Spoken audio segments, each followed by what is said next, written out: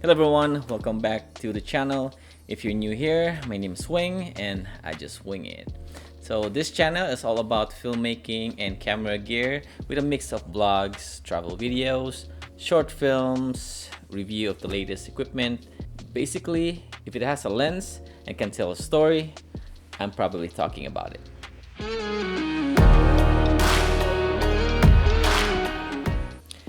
Now, September has been wild for filmmakers. It feels like every major brand decided to drop their biggest releases all at once, like the Canon C50, Fujifilm GFX Eterna, Nikon ZR, and a bunch of rumors swirling around upcoming models. And there's even a talk of a Canon R6 III and possibly a Sony a7 IV, which I'm personally excited about as a longtime Sony shooter. Fingers crossed we get an announcement soon. Now, I'm not gonna dive into the Fujifilm GFX Eterna because, let's be honest, that's a cinema camera way beyond my pay grade and probably my comprehension. Although I make videos for my business, I do not make feature-length blockbuster films, unfortunately. I can only wish, but maybe someday. I do make short films from here and there though. Plus, anyway, the Fujifilm GFX Eterna, it's not a camera I can afford because that would cost me both of my arms and both of my legs, and I'll be this armless, legless thing rolling down the street like a turd in the wind. Do you feel me? Anyhow, the Canon ZR, now that got my attention. Now, this is Nikon's first collaboration with Red Company, and it's packing Red's R3D codec in a compact size body for just $2,200, and that's insane. A Red powered camera at that price point is a dream come true for creators like me who want a cinema quality footage without selling a kidney. Now let's go back to the Canon C50. The Canon C50 also looks great, but realistically, I'm not switching to that ecosystem. It's a big leap for me, and I'm not exactly rolling that kind of cash to make that kind of transition. But the Nikon ZR, on the other hand, fits my budget and workflow. Plus, with a Megadap adapter, I can use my Sony lenses on the Z mount and still remain that autofocus capabilities. That's a huge win. And I know there's a bunch of content creator out there that they're trying to compare the Nikon ZR to an FX3, and they're saying that the Nikon ZR is an FX3 killer. Well, in my opinion, I think not.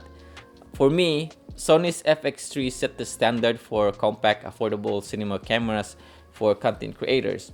It's got that incredible low light performance, a body designed for rigging with multiple quarter 20 thread mounts, full-size HDMI, dual card slots, a built-in fan for longer shoots, you name it. If your camera doesn't check those boxes, it's not competing in that same league. And the Nikon ZR is missing quite all of that. It lacks a full-size HDMI, it has no fan for heat management, and no dual card slots for redundancy shooting. Although it takes a micro SD along with a CF Express card, but I don't think it offers that redundant recording for professional shoots. Now, the ZR may have a cinema printed on the body, but for me, it's more of a stepping stone. I see this as Nikon's first serious move into the affordable cinema space, and it's a promising one, especially that Red's color science and codec, which makes this camera a huge deal for creators who want that Red look without a full cinema rig. And if I had to compare this, I'd say the Nikon ZR is closer to the Sony ZV-E1. At this time, both cameras sit around 2200 mark, and that's before tariffs and all the crazy taxes and all that stuff. Now, the ZR's compact form factor makes it approachable for daily use, much like the ZV-E1, which I personally love for everyday creative work. It shares the same sensor as the FX3, A7 III, and the FX6, and it packs with a lot of features that the FX3 don't have, like its dynamic active IBIS, superb AI autofocus, cinematic blogs, AI auto framing, and much more. And I would say the ZV-E1 is a Swiss Army knife for content creators. So, back to the Nikon ZR, and what are my thoughts? Am I buying it today? Well, not quite.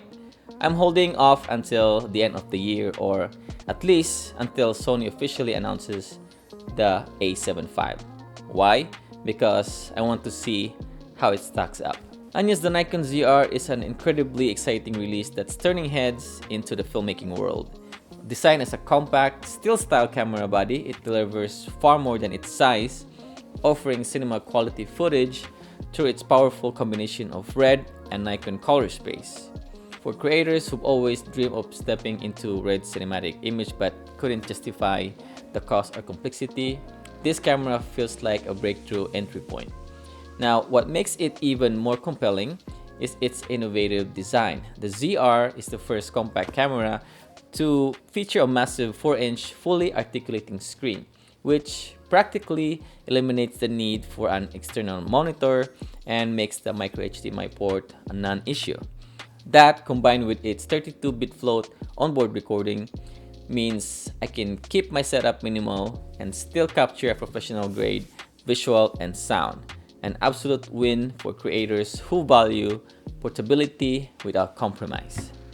Now, I'll be honest, if Sony's upcoming A7 IV doesn't deliver what I'm hoping for, the ZR could very well be my next camera.